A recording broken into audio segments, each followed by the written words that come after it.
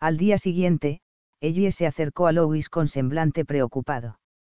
Louis estaba en su pequeño estudio construyendo uno de sus modelos a escala. Este era un Rolls-Royce Silver Ghost 1917, 680 componentes y más de 50 piezas móviles. Lo tenía casi terminado, y a Louis ya le parecía estar viendo al chofer de librea, descendiente directo de los cocheros ingleses del siglo XVIII o XIX, sentado al volante con empaque majestuoso. Louis era un apasionado de los modelos a escala desde que tenía 10 años. Empezó con un Spad de la Primera Guerra Mundial que le compró su tío Carl, siguió con casi todos los aeroplanos Rebel y, ya de adolescente, pasó a cosas más importantes. Tuvo su época de barcos en botellas, su época de artilugios de guerra y hasta su época de armas. Sus armas estaban tan bien imitadas que parecía imposible que no se disparasen al apretar el gatillo. Hacía Cox, Winchesters, Lugers y hasta una Buntline especial. Durante los 5 años últimos, se había dedicado a los grandes transatlánticos. En su despacho de la universidad tenía una reproducción del Lusitania y otra del Titanic, y un modelo a escala del Andrea Doria, terminado poco antes de que salieran de Chicago, navegaba sobre la repisa de la chimenea de la sala de estar. Ahora había pasado a los coches clásicos y, a juzgar por el ritmo que hasta entonces llevara su afición, transcurrirían 4 o 5 años antes de que sintiera el afán de reproducir otros ingenios. Rachel contemplaba este único hobby de su marido con condescendencia femenina no exenta, según creía él, de cierto desdén. Seguramente, incluso tras 10 años de matrimonio ella esperaba todavía que lo superase con la edad.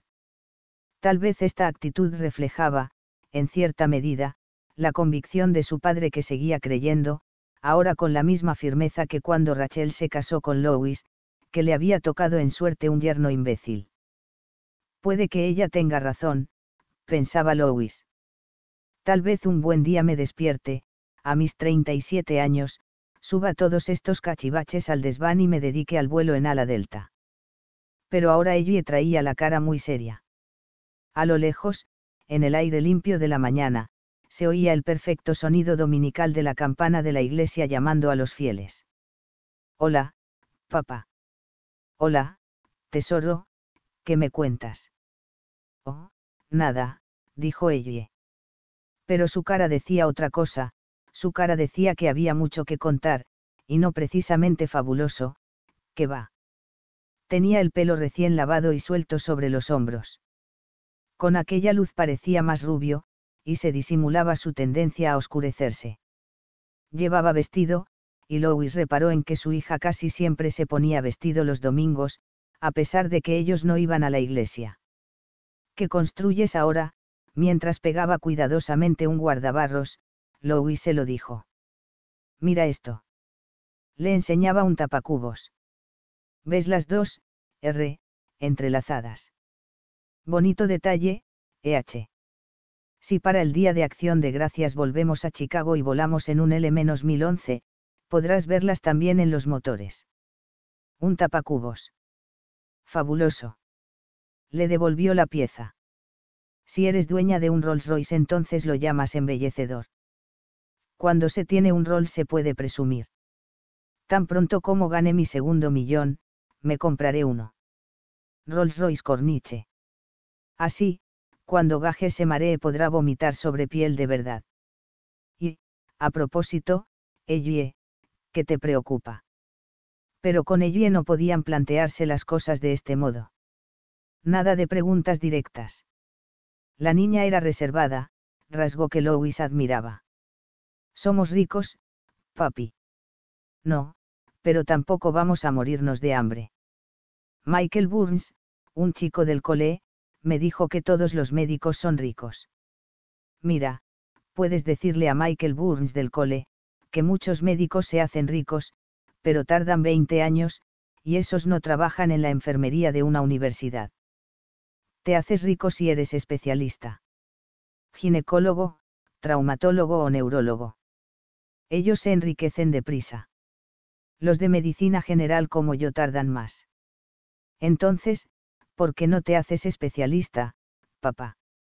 Louis pensó entonces en sus modelos a escala, en cómo un día se cansó de construir aviones de combate, o decidió que no iba a perder más tiempo con los tanques Tiger ni los emplazamientos de cañones, o comprendió, casi de la noche a la mañana, según le parecía ahora, que era una tontería meter barquitos en botellas, y trató de imaginar lo que sería pasar el resto de su vida examinando pies infantiles para diagnosticar dedos martillo o poniéndose guantes de fino látex para palpar con un dedo. Bien entrenado el conducto vaginal de una señora, buscando bultitos u otras anomalías. «¿Por qué no me gustaría?», dijo. Church entró en el estudio, se detuvo, inspeccionó la situación con sus brillantes ojos verdes, saltó silenciosamente al alféizar de la ventana y pareció quedarse dormido. Ellie le miró con el entrecejo fruncido, lo cual sorprendió a Lois. Generalmente, Ellie miraba a Church con una expresión que de tan cariñosa resultaba preocupante. La niña empezó a dar vueltas por la habitación, mirando los distintos modelos y, con una voz casi natural, dijo: «Chico, ¿cuántas tumbas había en Pet Sematary?». «Ajá, con que ahí le duele», pensó Lois, pero no la miró. Después de leer atentamente las instrucciones, se dispuso a pegar los faros al Rolls. «Muchas, sí», contestó. «Yo diría que más de 100. Papá, porque los animales no viven tanto como la gente». «Bueno, los hay que sí, incluso más. Los elefantes viven muchos años, y hay tortugas marinas tan viejas que nadie sabe cuántos años tienen, o, si alguien lo sabe, no se lo cree». Ellie refutó la afirmación con toda facilidad. «Yo no me refería a elefantes ni a tortugas, sino a los animales que viven con nosotros. Michelle Burns dice que, para un perro, un año es como 9 para nosotros». 7, rectificó Lois automáticamente. «Ya sé lo que quieres decir, cariño, y es verdad. Un perro es muy viejo a los 12 años. Verás, hay algo que se llama metabolismo, y al parecer lo que hace el metabolismo es marcar el tiempo. O, hace otras muchas cosas. Hay gente que come mucho y está delgada a causa del metabolismo, como le pasa a tu madre. Otros, como yo, por ejemplo, no podemos comer tanto sin engordar. Nuestro metabolismo es diferente, eso es todo. Pero, más que nada, el metabolismo es como una especie de reloj del cuerpo. Los perros tienen un metabolismo bastante rápido. El de las personas es mucho más lento. La mayoría de nosotros vivimos hasta los 72 años. Y, créeme, 72 años son muchos años». Lois, al verla tan preocupada, deseó parecer más sincero de lo que él mismo se sentía. Tenía 35 años, y le habían pasado tan fugazmente como una corriente de aire por debajo de una puerta. «Las tortugas marinas tienen un metabo». «¿Y los gatos?», preguntó Ellie, mirando otra vez a Church. «Bueno, los gatos viven tanto como los perros, por lo menos, la mayoría». Era mentira, y él lo sabía. Los gatos vivían peligrosamente y muchos tenían una muerte violenta, casi siempre, fuera del alcance de la vista de los humanos. Allí estaba Church, dormitando al sol, o aparentándolo, Church que todas las noches dormía apaciblemente en la cama de Ellie, Church que era tan gracioso cuando chiquito, jugando y enredándose con el ovillo de lana.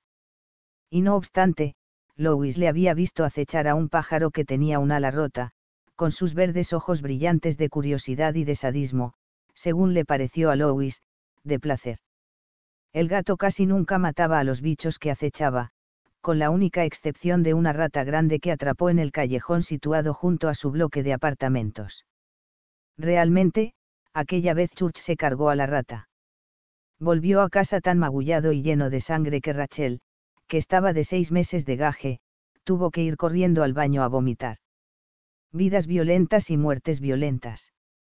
Un perro los abría en canal en lugar de limitarse a perseguirlos, como hacían los perros torpes y un poco tontos de las películas de la tele, o se los llevaba por delante otro gato, o un cebo envenenado, o un coche. Los gatos eran los gángsters del mundo animal, que vivían y a menudo morían fuera de la ley. Eran muchos los que no llegaban a viejos al calor de la chimenea. Pero no vas a decirle estas cosas a una niña de 5 años que contempla por primera vez el misterio de la muerte. Lo que quiero decir es que Church no tiene más que 3 años y tú, 5.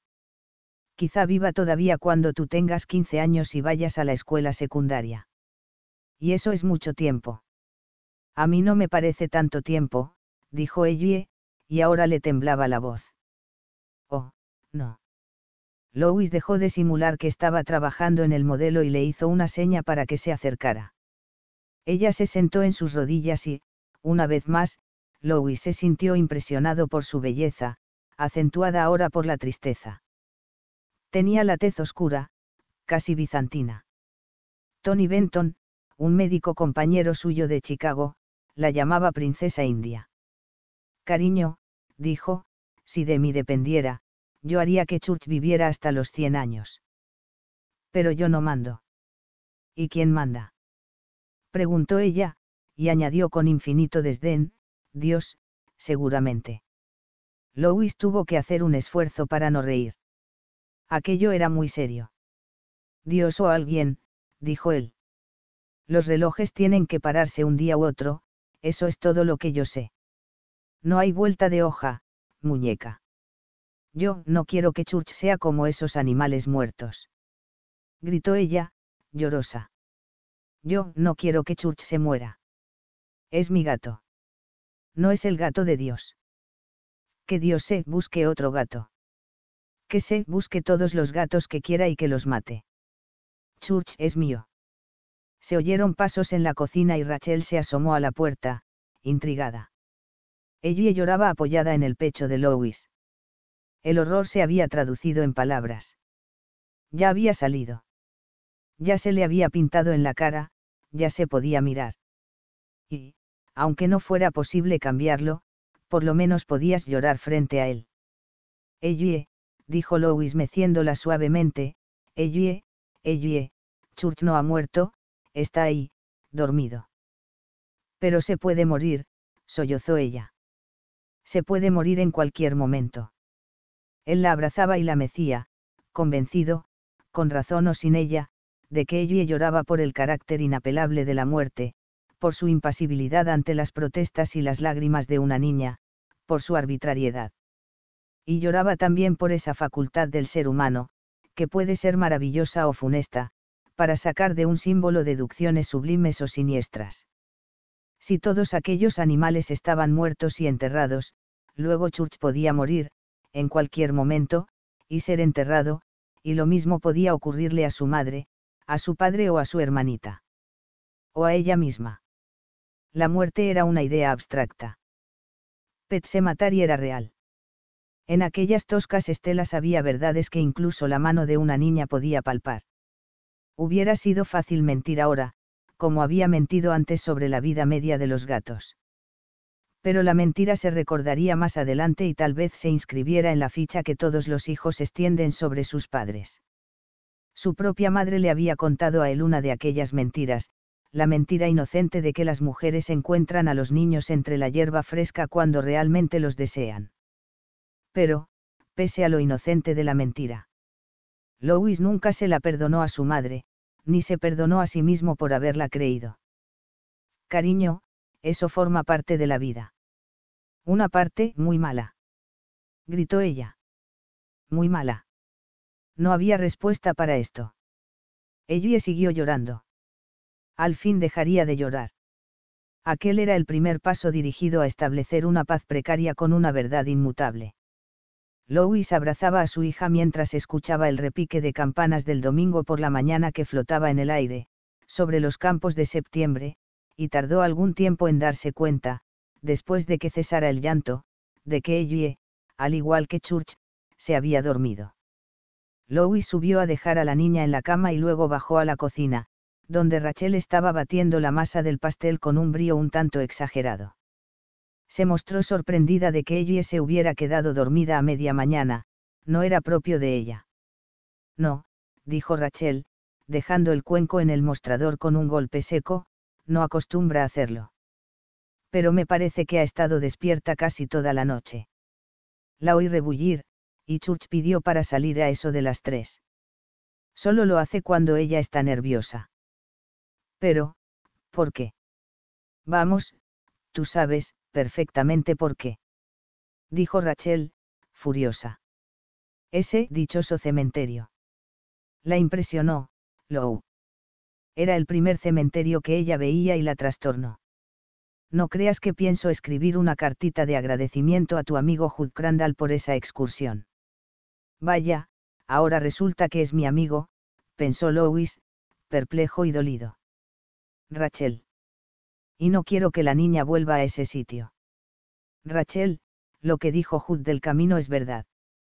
No me refiero al camino, y tú lo sabes perfectamente, dijo Rachel, tomando el cuenco y poniéndose a batir el pastel con más fuerza que antes. Es ese maldito lugar. Es morboso. Eso de que los niños cuiden las tumbas y limpien el camino es malsano, no hay otra palabra. Si los críos de este pueblo están enfermos, no quiero que Ellie contraiga la enfermedad. Louis la miraba, desconcertado.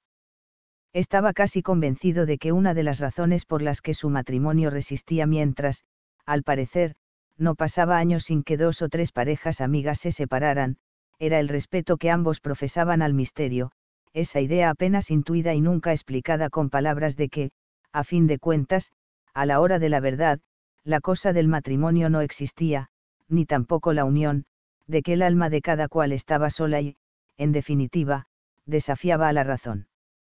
Este era el misterio. Y por más que tú creyeras conocer a tu pareja, había veces en que te encontrabas frente a un muro ciego o un pozo sin fondo. Y había veces, pocas, gracias a Dios, en que te veías metido en una turbulencia de corrientes desconocidas, como las que, de pronto, sin más ni más zarandean a todo un avión de pasajeros, y advertías una actitud insospechada y tan estrambótica, por lo menos, a tus ojos, que te parecía incluso patógena. Y entonces pisabas con cautela, si valorabas en algo tu matrimonio y tu serenidad de espíritu. Entonces tratabas de recordar que enojarse por semejante descubrimiento es propio de los imbéciles que creen realmente que una mente puede llegar a conocer a otra. Cariño, no es más que un cementerio de animales, dijo él. Después de oírla llorar de ese modo ahí dentro, dijo Rachel señalando la puerta del estudio con una cuchara llena de pasta, ¿crees que para ella no es más que un cementerio de animales? Eso va a dejarle huella, Lou. Número. Ellie no volverá a ir allí. No es el camino, es el lugar. Ya está pensando que Church va a morir.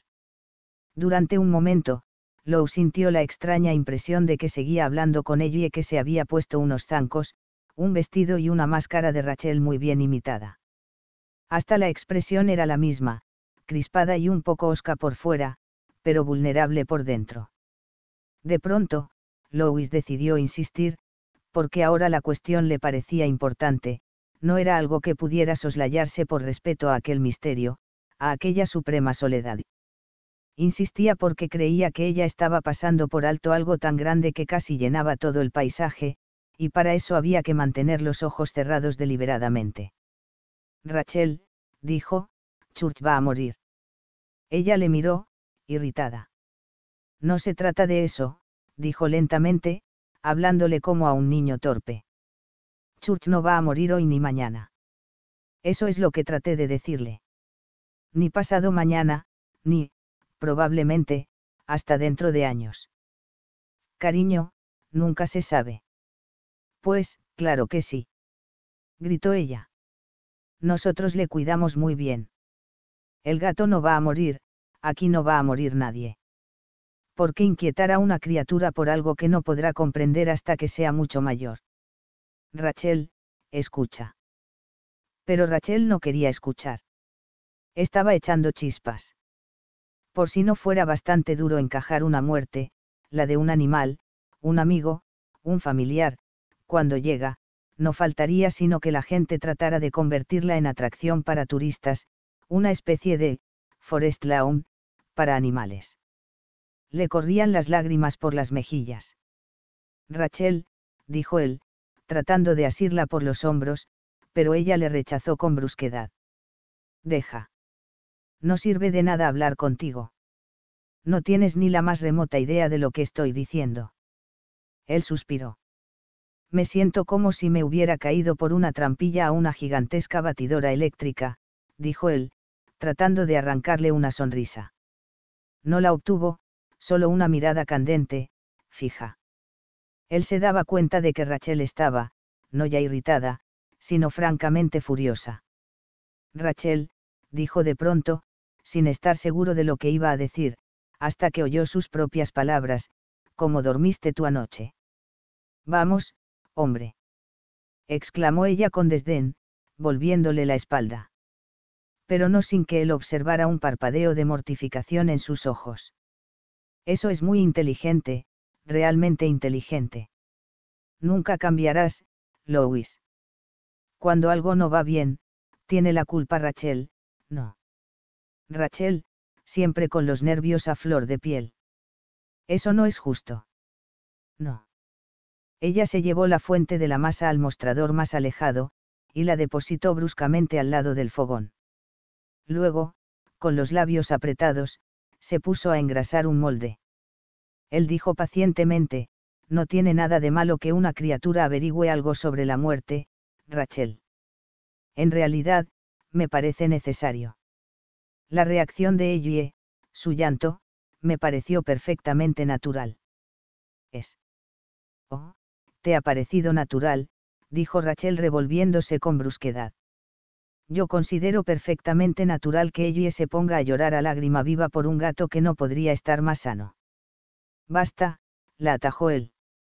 Eso no tiene nada que ver. No quiero seguir hablando de ello. Pero vamos a seguir hablando, dijo él, enfadado también. Tú ya has soltado el parrafito.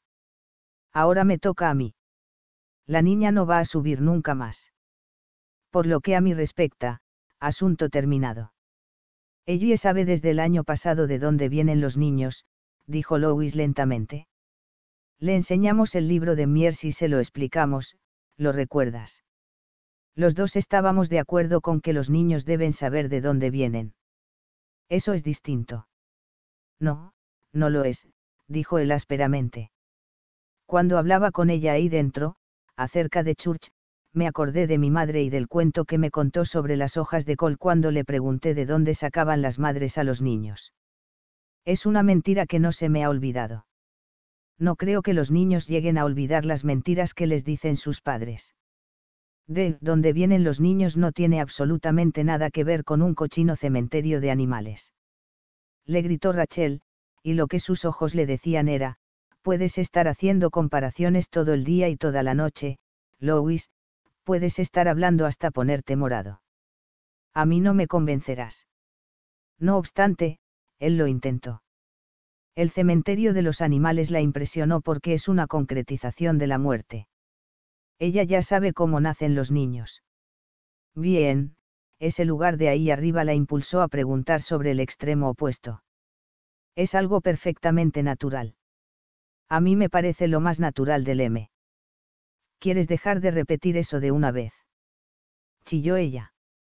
Chillaba realmente, y Lois retrocedió, sobresaltado, golpeando con el codo la bolsa de la harina que estaba abierta encima del mostrador y tirándola al suelo.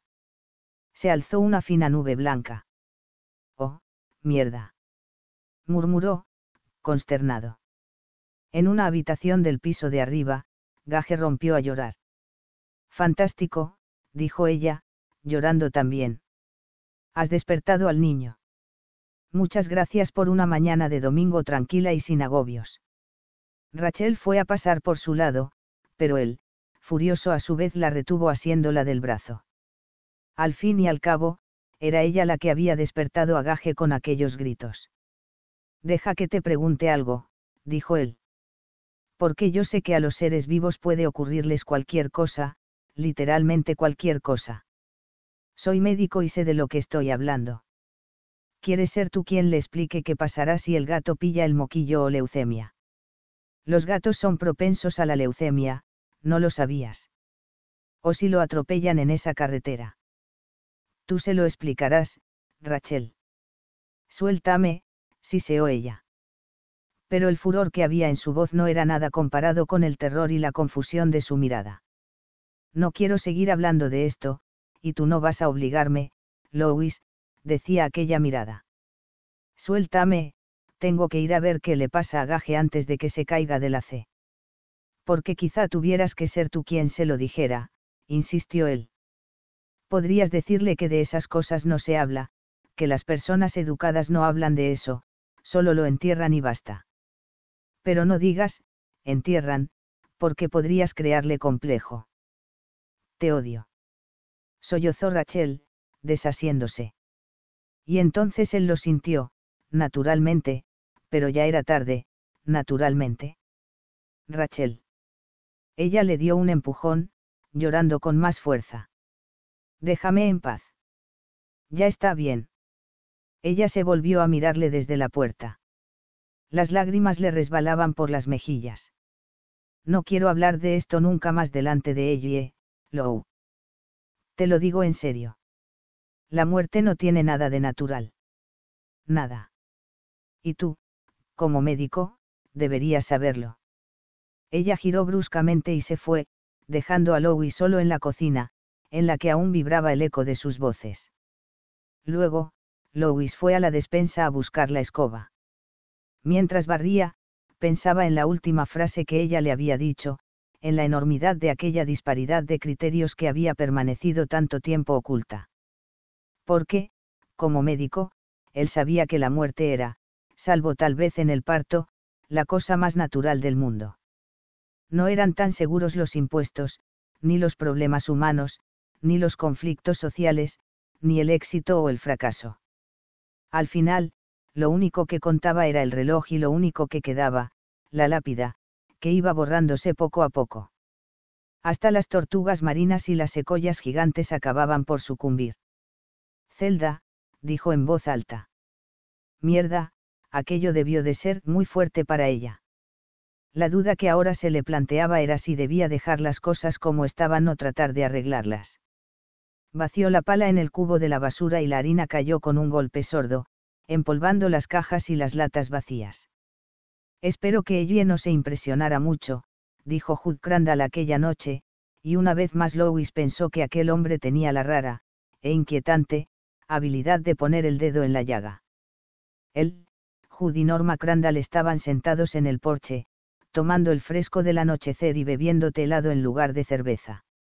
Por la 15 zumbaba un tráfico bastante intenso de regreso del fin de semana, aquella bonanza no podía durar, y cada fin de semana podía ser el último del verano y había que aprovecharlo, pensaba Lois. Al día siguiente, empezaría a desempeñar plenamente sus funciones en la enfermería de la Universidad de Maine. Durante todo el día de ayer y de hoy habían estado llegando los estudiantes, llenando apartamentos en Orono y dormitorios del campus, haciendo camas, renovando amistades y, sin duda, lamentándose de la llegada de otro curso, con clases desde las 8 de la mañana y comida insípida. Rachel seguía mostrándose fría con él, más que fría, gélida, y Lois estaba seguro de que, cuando volviera a casa aquella noche, la encontraría dormida, probablemente, con Gage y, los dos, acurrucados tan al borde de la cama que el niño correría peligro de caer al suelo. El resto de la cama, casi las 3/4 partes, sería como un gran desierto desolado. Decía que espero. Perdona, dijo Lois. Estaba pensando en las musarañas. Sí, está un poco nerviosa. ¿Cómo lo adivinaste? Como ya te dije, por aquí han pasado muchos niños. Tomó suavemente la mano de su mujer y le sonrió. ¿Verdad, querida? Llegan y se van.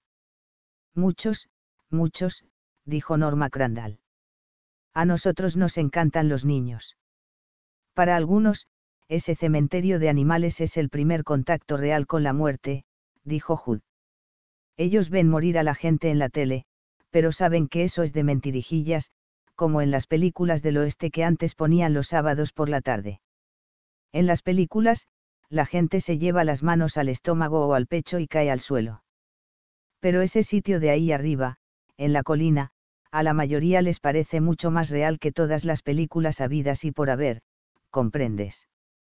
Lois asintió pensando, ¿por qué no se lo cuentas a mi mujer?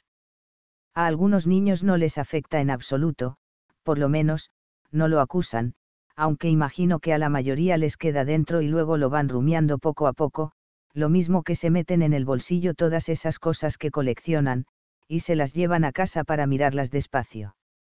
La mayoría no tienen problemas. Pero otros. ¿Te acuerdas del pequeño Simons, Norma? Ella asintió. El hielo tintineó suavemente en el vaso que tenía en la mano. Llevaba las gafas colgadas de una cadena y los faros de un coche la iluminaron brevemente.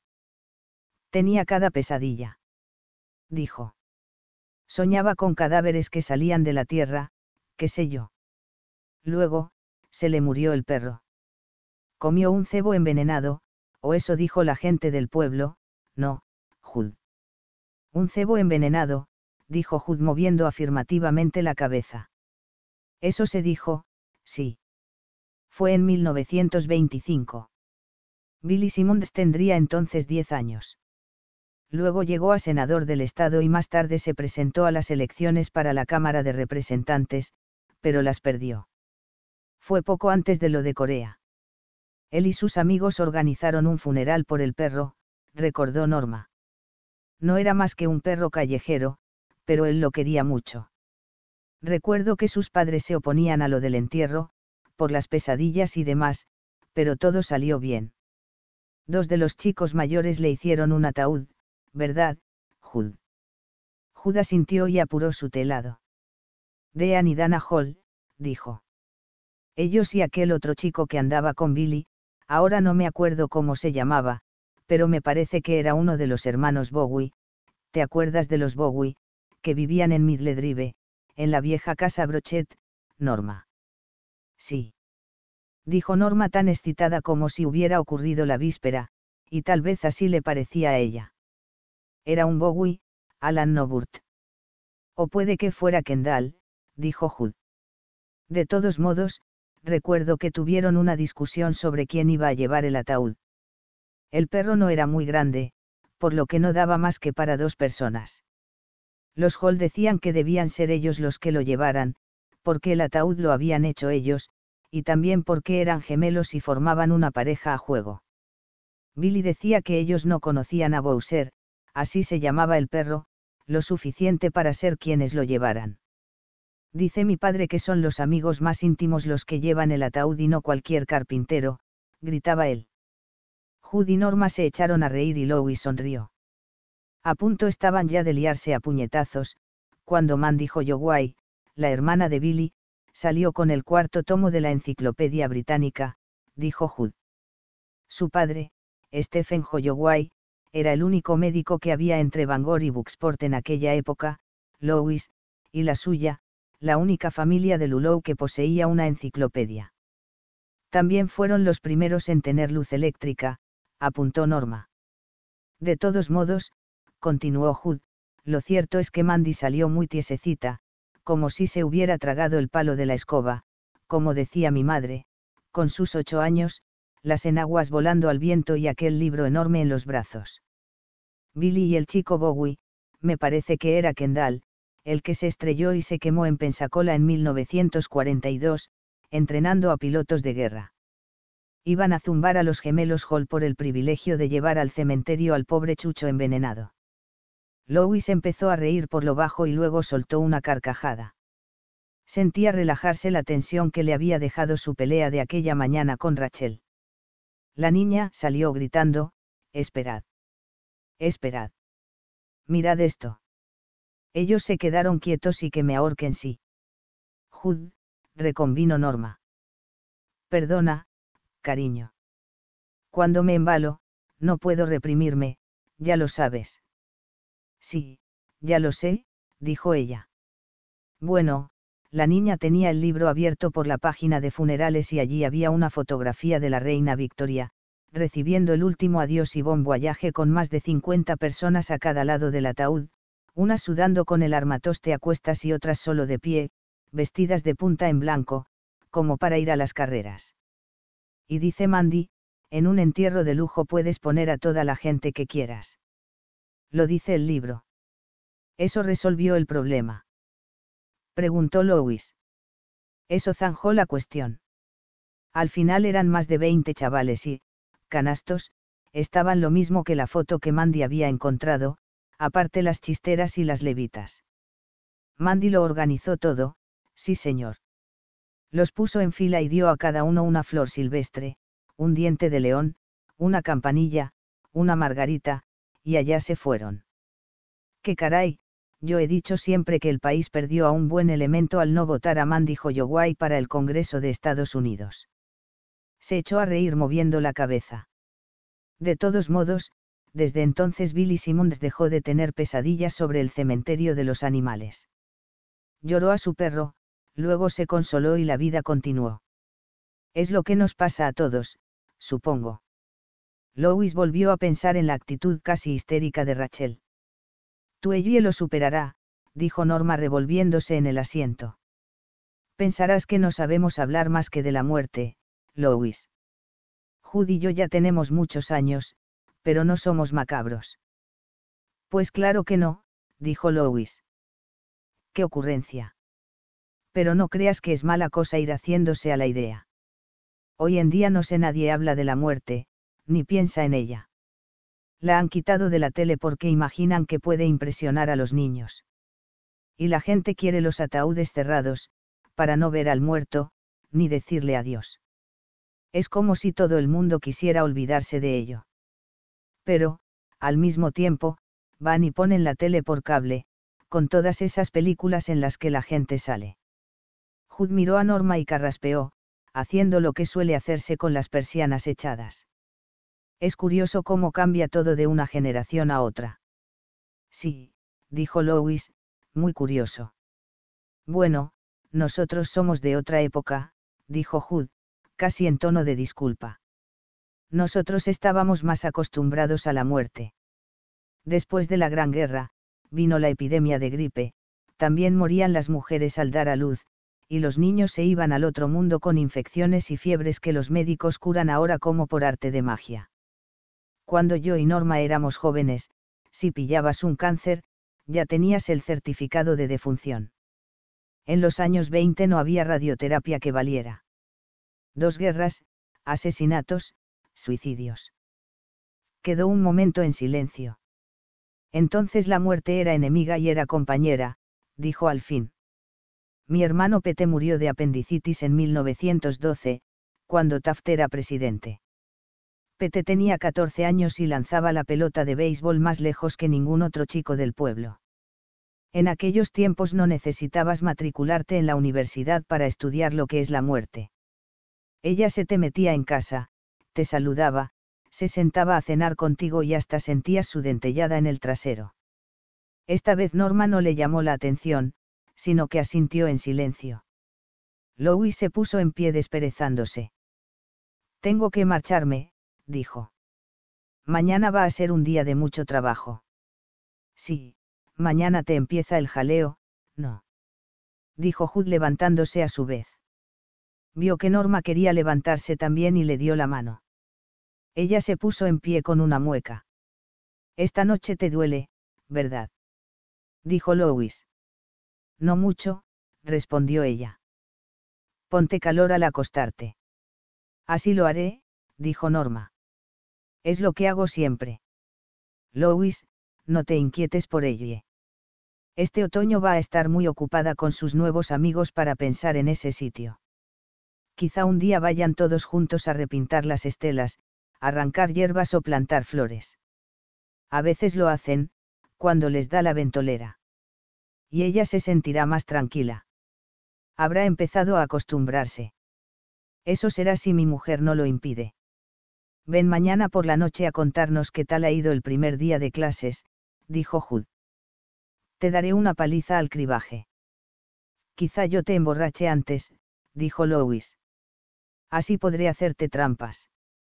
Doctor, dijo Judd con gran sinceridad, el día en que alguien pueda hacerme trampas al cribaje será el día en que me ponga en manos de un matasanos como tú. Lois los dejó riendo y cruzó la carretera, en la oscura noche de verano. Rachel dormía junto al niño, en su lado de la cama de matrimonio, con las rodillas dobladas, en postura fetal y protectora. Louis pensó que ya se le pasaría, habían tenido en su matrimonio otras peleas y épocas de tirantez, pero esta había sido la peor de todas. Él estaba triste, irritado y dolido, todo al mismo tiempo, quería hacer las paces, pero no sabía cómo, ni siquiera estaba seguro de que le correspondiera a él dar el primer paso. Parecía todo tan absurdo. Una tormenta en un vaso de agua. Habían tenido otras peleas y discusiones, sí, pero pocas tan fuertes como la suscitada por las lágrimas y las preguntas de ella. Louis suponía que no necesitarían muchos golpes como aquel para que un matrimonio sufriera daños graves en su estructura. Y luego un día, en lugar de leerlo en la carta de un amigo, bueno, creo que es preferible que lo sepas por mí antes que por otra persona, Lou, Maggie y yo vamos a separarnos. O en el periódico, te había tocado a ti. Se desnudó en silencio y puso el despertador a las 6. Luego, se duchó, se lavó el pelo, se afeitó y masticó una tableta de Rolaids antes de cepillarse los dientes, el telado de Norma le había dado acidez. O tal vez fue el llegar a casa y ver a Rachel tan apartada en su lado de la cama. Todo es cuestión de territorio, no lo había estudiado así en una clase de historia. Una vez concluido el día con aseo general, Louis se acostó, y no pudo dormir. Había algo más, algo que le roía. No hacía más que pensar en los 2 últimos días mientras oía a Rachel y Gage respirar acompasadamente. Jen Patton. Hannah, la perra más buena del mundo. Marta, nuestra conejita. Ellie, furiosa, yo no quiero que se muera Church. No es el gato de Dios. Que Dios se busque otro gato. Y Rachel, no menos furiosa, tú, como médico, deberías saber. Norma Crandall diciendo, es como si todo el mundo quisiera olvidarse de ello. Y Hood, con una terrible firmeza en la voz, una voz de otro tiempo, a veces, se sentaba a cenar contigo y hasta sentías su dentellada en el trasero. Y aquella voz se confundía con la de su madre, que, cuando Louis Creed tenía 4 años, le mintió acerca del sexo, pero luego, a los 12, le dijo la verdad cuando su prima Ruthie murió en un estúpido accidente de automóvil, aplastada en el coche de su padre por un tractor de obras públicas conducido por un niño que, al ver las llaves puestas, decidió ir a dar un paseo y luego descubrió que no sabía pararlo. El niño solo sufrió contusiones sin importancia, pero el Fairlane del tío Carl quedó destrozado. Ruthie no puede haber muerto, respondió él a la escueta afirmación de su madre. Él oía las palabras, pero era incapaz de entender su significado. ¿Qué estás diciendo, muerta? ¿De qué hablas? Y luego, recapacitando, ¿y quién la enterrará? Porque el padre de Ruthie era enterrador, pero Louis no podía imaginar que su tío Carl se encargara de organizar el funeral. Y él, aturdido y asustado, se aferraba a aquella pregunta como si fuera lo más importante. Era una auténtica adivinanza como la de, ¿quién corta el pelo al barbero del pueblo? Supongo que lo hará Don Idonaue, repuso su madre. Tenía los ojos irritados, pero, más que otra cosa, parecía cansada. Su madre daba la impresión de estar enferma de cansancio. Es un buen compañero de tu tío. Oh, Louis, la pobrecita Ruthie. No soporto pensar que haya sufrido. Ven, Louis, vamos a rezar. Rezaremos por Ruthie. Necesito que me ayudes. Y él y su madre se arrodillaron en la cocina y rezaron. Fue aquella oración lo que por fin le hizo comprender la verdad. Si su madre rezaba por el alma de Ruthie Hodge, entonces era que su cuerpo había muerto. Ante sus ojos cerrados apareció la imagen horrenda de Ruthie que venía a la fiesta de su 13º cumpleaños, con sus ojos descompuestos colgando sobre las mejillas y un musgo azulado creciendo entre su cabellera rojiza, y la imagen provocó una sensación no ya de horror, sino de desesperación por un amor imposible. Y Louis exclamó con la mayor angustia que experimentara en su vida, no puede haber muerto. Mamá, no puede haber muerto, yo la quiero. A lo que su madre respondió con la voz apagada pero cuajada de imágenes, un páramo bajo un cielo de noviembre, pétalos de rosa esparcidos, ocres y con los bordes rizados, estanques vacíos con un pozo de algas, podredumbre, descomposición, polvo, ha muerto, cariño. Es muy triste, pero ha muerto. Se ha ido. Louis se estremeció pensando, lo muerto, muerto está. ¿A qué preguntar? De pronto, Louis supo qué era lo que había olvidado, porque seguía despierto, hurgando en viejas heridas, la noche antes de empezar su nuevo trabajo. Se levantó y se dirigió a la escalera. De pronto, dio media vuelta en el corredor y entró en el cuarto de Ellie. La niña dormía apaciblemente, con su pijama azul de una pieza que ya le estaba pequeño. Dios mío, Ellie, pensó Louis, estás creciendo como una espiga. Church estaba hecho un ovillo entre los arañados tobillos de Ellie, muerto para el mundo. Perdona, es metáfora. Abajo, en la pared del teléfono, había un tablero en el que se clavaban avisos, recordatorios y facturas. En la parte superior, Rachel, con su letra clara y pulcra, había escrito, asuntos a retrasar todo lo posible. Louis sacó la guía de teléfonos, buscó un número y lo anotó en un papel. Debajo del número escribió, Quentin L. Hollander, veterinario, pedir hora para Church, si Hollander no castra animales, dará razón. Louis miró la nota. Se preguntaba si sería el momento, pero en el fondo sabía que sí. Algo concreto tenía que resultar de aquel disgusto, y durante aquel día había decidido, sin darse cuenta de que estaba decidiéndolo, que tenía que hacer algo para evitar que Church anduviera cruzando la carretera. Volvió a pensar que capar al gato equivalía a disminuirlo, a convertirlo antes de tiempo en un bicho gordo y viejo, sin más afán que dormir al lado del radiador, hasta que alguien le echara algo al plato. Louis no quería hacerle aquello a Church. Le gustaba el animal tal como era ahora, flaco y canalla. Fuera, en la oscuridad, por la carretera 15, pasó zumbando un camión, y esto le decidió. Clavó la nota en el tablero y subió a acostarse. A la mañana siguiente, Ellie vio el papel y preguntó a su padre qué quería decir. Quiere decir que hay que hacer una pequeña operación a Church, dijo Louis. Probablemente, tendrá que pasar una noche en casa del veterinario. Y, cuando vuelva a casa, se quedará en el jardín y ya no tendrá ganas de salir a zascandilear por ahí. Ni cruzar la carretera. Preguntó Ellie. Aunque no tiene más que 5 años, desde luego no se chupa el dedo la niña, pensó Louis. Ni cruzar la carretera, dijo él. Ya, dijo Ellie. Y aquí acabó la conversación. Louis, que esperaba una escena de protestas y llantos porque Church tuviera que pasar una noche fuera de casa, se quedó atónito por la docilidad de Ellie. Y entonces comprendió lo preocupada que debía de estar.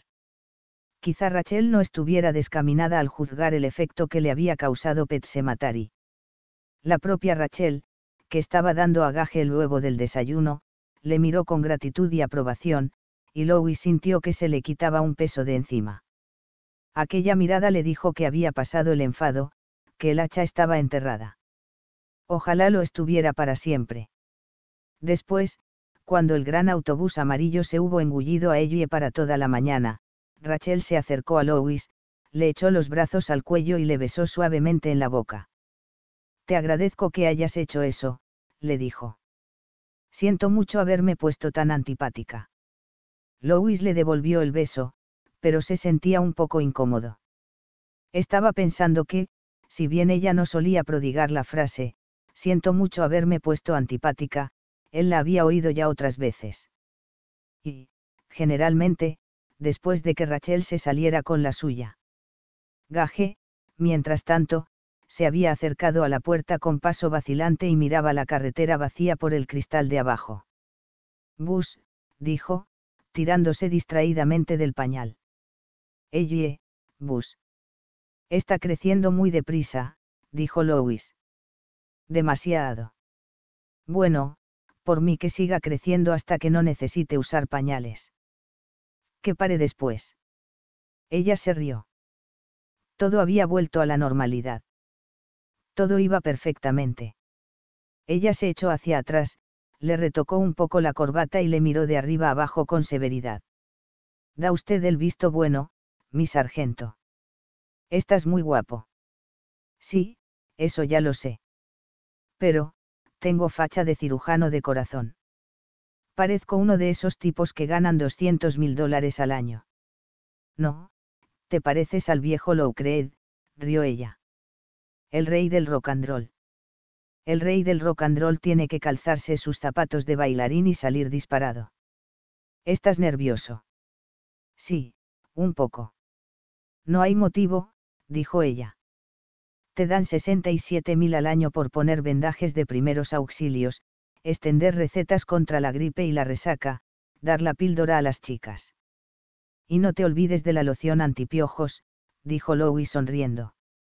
Una de las cosas que más le sorprendieron durante la primera inspección de la enfermería fueron las enormes existencias de colonia antiparásitos, que parecían más propias de un cuartel que de una universidad mediana. Miss Charlton, la enfermera, sonrió cínicamente. Los apartamentos de fuera del campus dejan bastante que desear. Ya verá, doctor. Sin duda, tenía razón. Que pases un buen día, dijo Rachel, volviendo a besarle largamente. Cuando se apartó, le miró con burlona seriedad. Y, por lo que más quieras, recuerda que eres un director, no un interno ni un residente de segundo.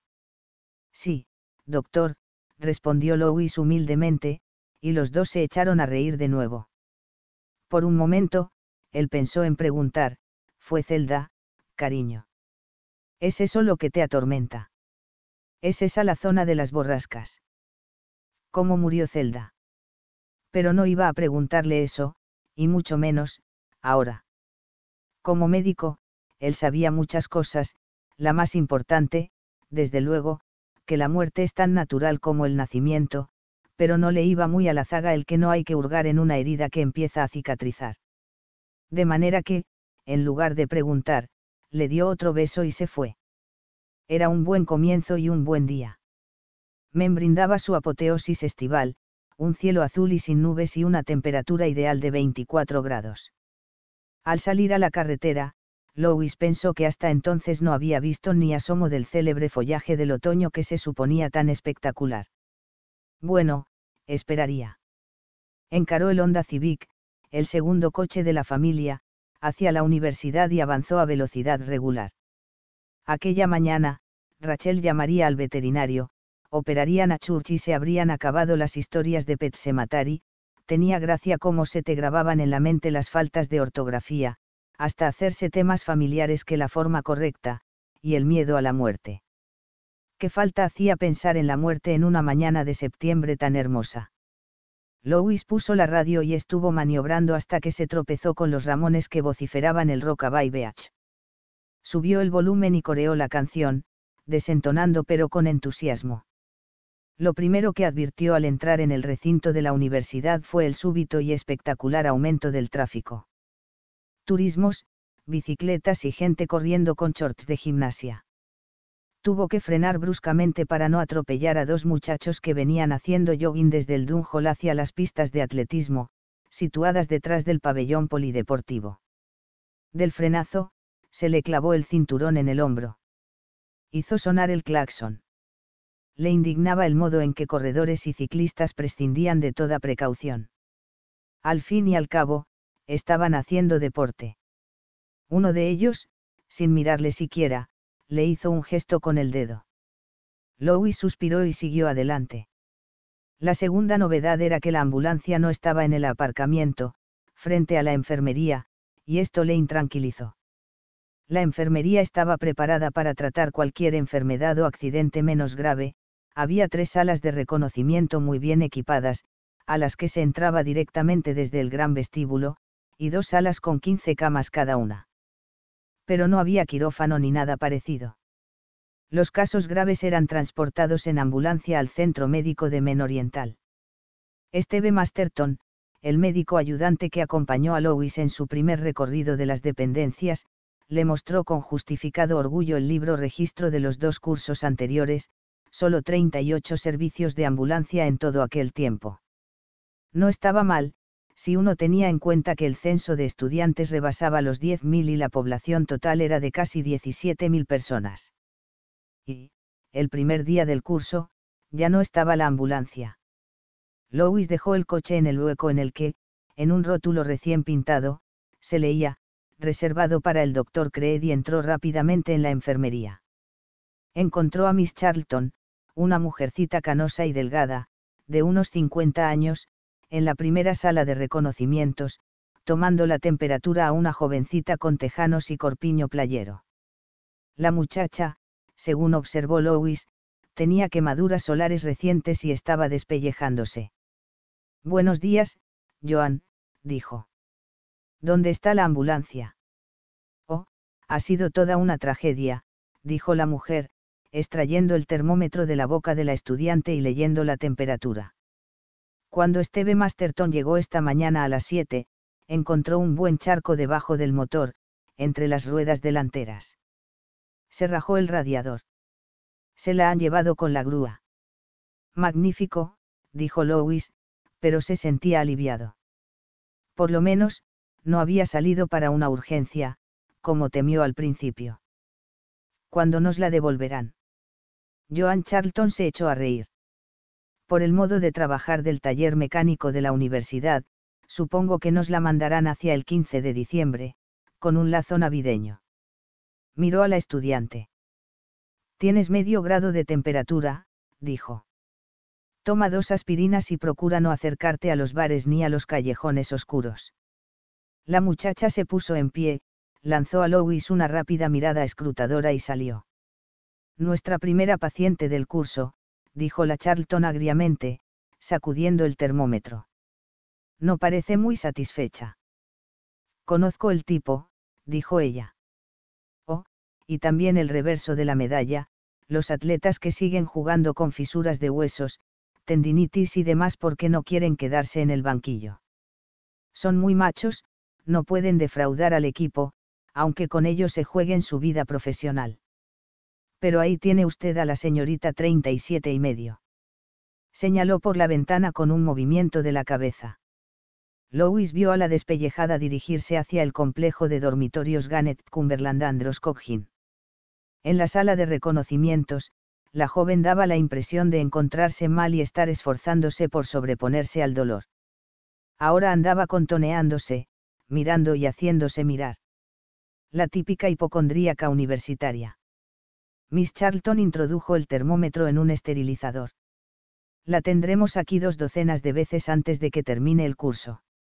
Sus visitas coincidirán con los exámenes parciales.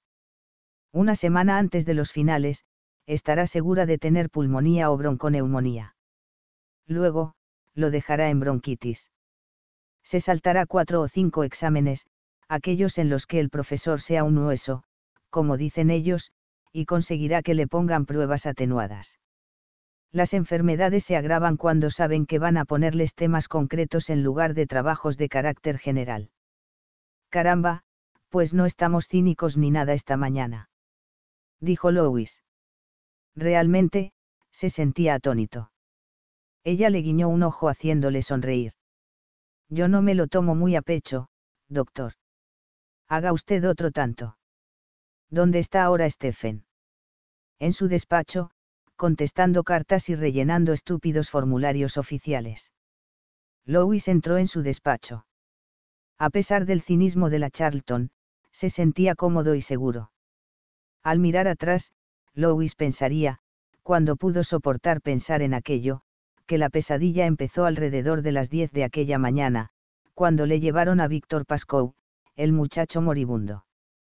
Hasta entonces, todo estuvo tranquilo. A las 9, media hora después de que llegara él, se presentaron las 2 estudiantes de enfermera que harían el turno de 9 a 3. Louis les dio un bollo y una taza de café y les habló durante 15 minutos, para explicarles cuáles eran sus obligaciones y, lo que era tal vez más importante, cuáles no eran sus obligaciones. Luego, la Charlton las tomó bajo su tutela. Cuando salían de su despacho, Louis la oyó preguntar: ¿alguna de vosotras es alérgica a la mierda o al vómito? Porque aquí vais a ver mucho de las 2 cosas. ¡Ay, Dios! murmuró Lois cubriéndose los ojos con la mano. Pero sonreía. No dejaba de tener sus ventajas contar con un cabo de varas como la Charlton. Lois empezó a rellenar los largos formularios oficiales que suponían un completo inventario de los medicamentos y material. Todos los años la misma historia, murmuró Steve Masterton con voz de mártir.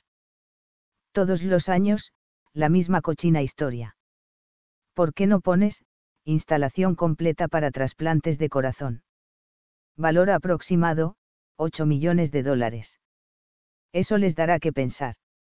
Lois estaba totalmente absorto en su trabajo mientras el subconsciente le murmuraba que no le caería mal una taza de café, cuando oyó gritar a Masterton en el vestíbulo: Lois, Lois, sal enseguida. ¡Qué barbaridad! El pánico que había en la voz de Masterton hizo que Lois saliera corriendo. Se levantó del sillón como si hubiera estado esperando aquello.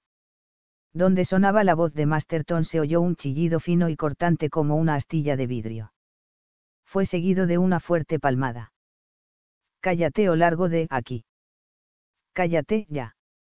Lois salió disparado a la sala de espera. Al principio, solo vio la sangre, cantidad de sangre. Una de las aspirantes a enfermera sollozaba. La otra, blanca como la leche, se apretaba las comisuras de los labios con los puños, distendiéndolas en una ancha sonrisa de repugnancia.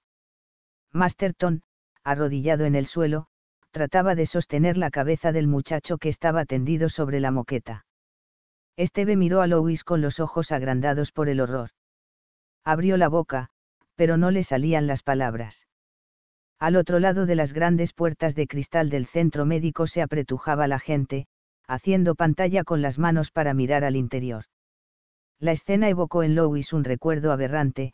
Se vio a sí mismo, con 6 años, sentado en la sala de estar con su madre, mirando la televisión por la mañana, antes de que ella se fuera a trabajar. Estaban dando aquel viejo programa que se llamaba Today, de Dave Garroway. Había mucha gente fuera que miraba embobada a Dave y a Frank Blair, y al bueno de J. Fred Muggs. Volvió la cabeza y vio más caras en las ventanas. Lo de las puertas no podía impedirlo, pero... Echa las cortinas, dijo a la aspirante que había gritado. Como ella no se moviera, la Charlton le dio un golpe en las posaderas. Muévete, chica. La muchacha se puso en movimiento.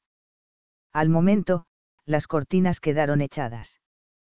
Charlton y Steve Masterton se situaron instintivamente entre el herido y las puertas, a fin de tapar la vista en la medida de lo posible. ¿La camilla dura, doctor?, preguntó la Charlton. Que la traigan, si es que la necesitamos, dijo Lois agachándose al lado de Masterton. Aún no sé lo que tiene. Vamos, tú, dijo la Charlton a la muchacha que había corrido las cortinas. La joven se volvía a tirar de los labios con los puños, formando aquella mueca de horror que le descubría los dientes como una sonrisa. Oh, aún. Gimió la muchacha mirando a la Charlton. De acuerdo, oh. Pero andando. La enfermera la sacudió por un hombro y la muchacha se alejó rápidamente. El borde de su falda a rayas rojas y blancas le rozaba las pantorrillas. Lois se inclinó para examinar a su primer paciente de la Universidad de Maine, en Orono. Era un muchacho de unos 20 años, y Lois no tardó ni 3 segundos en hacer su diagnóstico. Estaba prácticamente muerto. Tenía la cabeza aplastada y el cuello roto. La clavícula fracturada le tensaba la piel del hombro derecho, hinchado y deforme. De la cabeza, un fluido amarillo y purulento goteaba en la alfombra mezclado con la sangre. Por un boquete del cráneo, Lois veía palpitar la masa del cerebro, de un blanco grisáceo. Era como mirar por una ventana rota. El orificio tenía unos 5 centímetros de diámetro. Era lo bastante grande como para que naciera un niño, si lo hubiera llevado en la cabeza, como Zeus, que paría por la frente. Parecía imposible que aún estuviera vivo. De pronto, le pareció oír la voz de Hugh Crandall que decía: a veces sentía su dentellada en el trasero. Y su madre, lo muerto, muerto está. Sintió el disparatado impulso de reír. Lo muerto, muerto. Sí, señora, esto era categórico. Llama a la ambulancia, dijo a Masterton. ¿Hay que? Lois, la ambulancia está. Vaya. Lois se dio una palmada en la frente. Miró a la Charlton. Joan, ¿qué hacen en estos casos? Llaman a seguridad del campus o al centro médico de Men Oriental. Joan parecía aturdida y trastornada, algo insólito en ella, supuso Lois. Pero su voz sonaba bastante firme al responder, no lo sé, doctor. Nunca habíamos tenido un caso como este desde que yo estoy en el centro médico. Lois pensó con toda la rapidez de que era capaz. Avisen a la policía del campus. No podemos esperar a la ambulancia del hospital. Si es necesario, podemos llevarlo a Bangor en un coche de bomberos. Por lo menos, tiene sirena y luces especiales. Llámeles, Joan. La mujer se fue, pero no sin que Lois captara la mirada de profunda conmiseración que le lanzó. Aquel muchacho, musculoso y bronceado, quizá de haber estado todo el verano reparando carreteras, pintando fachadas o dando clases de tenis, que no llevaba más ropa que unos shorts colorados con listas blancas, aquel muchacho iba a morir de todos modos. Y habría muerto también aunque la ambulancia hubiera estado aparcada en su sitio y con el motor en marcha cuando lo trajeron. Increíblemente, el moribundo se movía. Agitó los párpados y abrió los ojos. Unos ojos azules con el iris ribeteado de sangre, que miraba sin ver. Trató de mover la cabeza y Lois le sujetó con más fuerza, pensando que tenía el cuello partido. El terrible traumatismo craneal no excluía la posibilidad de que sintiera dolor. ¿Qué agujero, señor? ¿Qué agujero? ¿Qué le ha pasado? Preguntó a Esteve, comprendiendo que la pregunta era estúpida e inútil. La pregunta de un mirón. Pero ante aquel agujero él no podía ser más que eso, un mirón. Lo trajo la policía. No, lo trajeron unos estudiantes, en una manta. No sé nada más. Lo que importaba era lo que iba a pasar ahora. Y eso le afectaba a él. Ve a buscarlos. Hazlos entrar por la otra puerta. Quiero tenerlos a mano, pero que no vean más de lo que han visto ya. Masterton, con cara de alivio por tener una excusa para marcharse, se fue hacia la puerta y la abrió. Se oyó un murmullo de voces excitadas y curiosas. Lois percibió también el aullido de la sirena de la policía. Ya venían los de seguridad. Lois sintió un leve y mezquino alivio. El moribundo hacía una especie de gorgoteo. Estaba tratando de hablar. Lois oía sílabas, cuando menos, fonemas, pero las palabras eran ininteligibles. Lois se inclinó y dijo, todo va bien, chico. Al decirlo se acordó de ella y de Rachel y sintió un espasmo en el estómago. Se puso una mano en la boca para ahogar la náusea. «Gaa», dijo el muchacho. «Gaa». Lois miró en derredor y vio que se había quedado solo con el moribundo. Oía a lo lejos la voz de Joan Charlton que decía a las aspirantes que la camilla dura estaba en el armario de la sala 2. Lois tenía sus dudas de que ellas supieran cuál era la sala 2. Al fin y al cabo, era su primer día de prácticas. Y vaya día. No olvidarían fácilmente su primer contacto con el mundo de la medicina. En la moqueta verde había un círculo marrón oscuro que se ensanchaba por momentos en torno a la destrozada cabeza del herido. Menos mal que había dejado de fluir el líquido intercraneal. En Pet Sematary, dijo el joven con una voz que era como un graznido y sonreía. Era una sonrisa muy parecida a la mueca grotesca e histérica de la aspirante que había corrido las cortinas. Lois le miró fijamente, resistiéndose a dar crédito a sus oídos. Luego pensó que había tenido una alucinación auditiva. Habrá hecho más ruidos con la garganta y mi imaginación les ha dado coherencia con las impresiones del subconsciente. Pero no era eso, y así tuvo que reconocerlo instantes después. Sintió un vértigo de terror y se le erizó el vello. Era como si la piel de los brazos y del vientre se deslizara arriba y abajo, en olas. Pero aún así se negaba a aceptarlo. Sí, los labios ensangrentados del herido se habían movido y los oídos de Louis captaron unas sílabas, pero eso solo significaba que la alucinación fue visual además de auditiva. ¿Qué dices?, susurró Louis. Y esta vez, con la misma claridad que una cotorra o un cuervo con la lengua partida, las palabras sonaron, inconfundibles: no es un cementerio de verdad.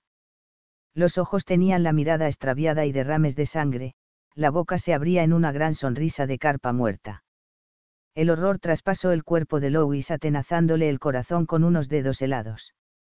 Él se sentía más y más pequeño, hasta que no pensó más que en salir corriendo para escapar de aquella cabeza parlante, ensangrentada y rota, que yacía en el suelo de la sala de espera de la enfermería.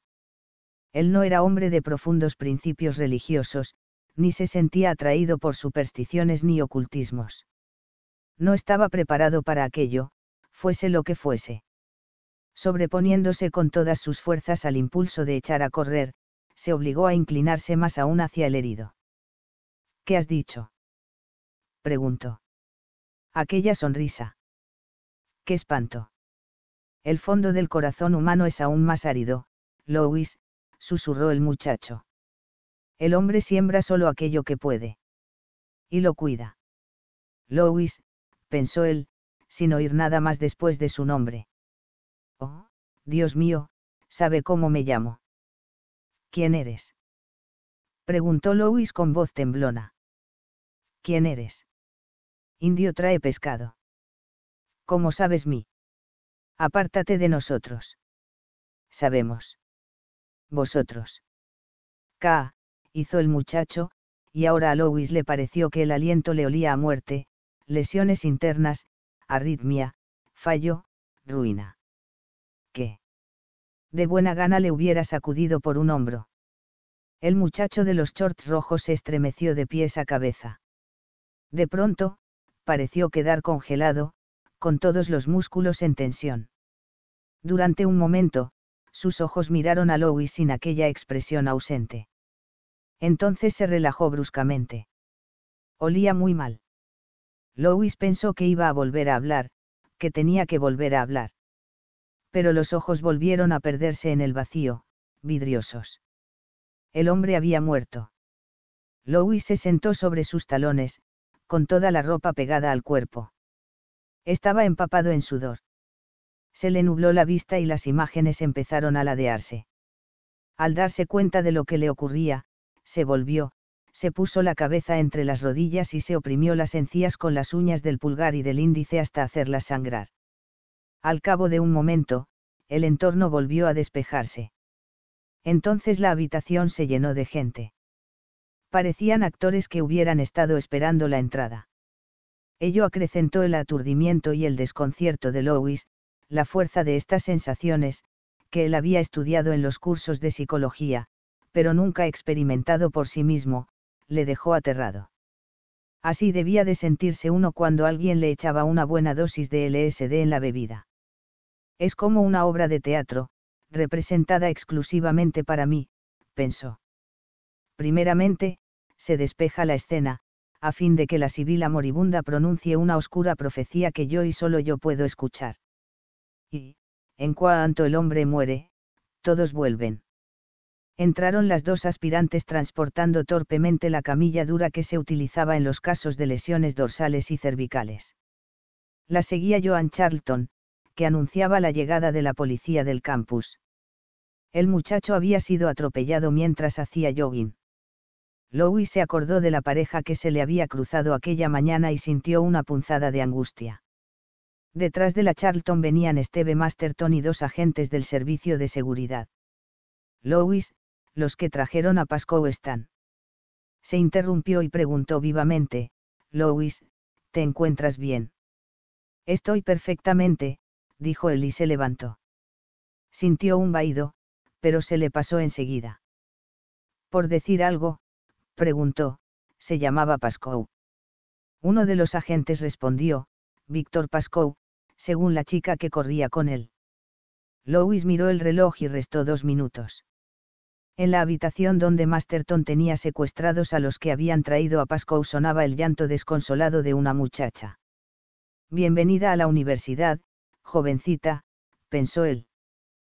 Que tengas un buen semestre.